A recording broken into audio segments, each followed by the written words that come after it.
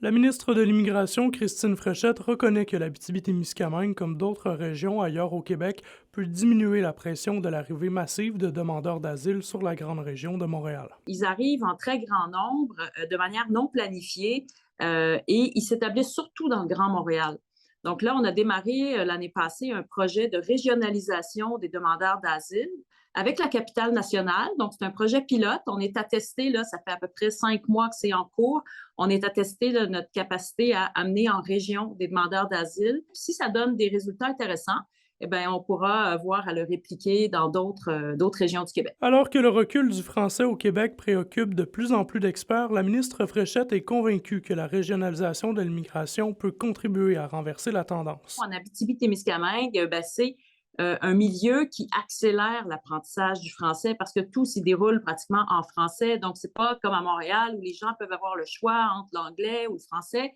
Donc, ça contribue, le fait que tout s'y déroule en français, à un apprentissage plus rapide du français. Donc, nous, on a Francisation Québec qui est là pour offrir des séances gratuites, même souvent avec des allocations financières pour faciliter la persévérance dans les mesures de francisation. Puis en plus, on a l'environnement qui contribue à un meilleur apprentissage du français et un apprentissage plus rapide.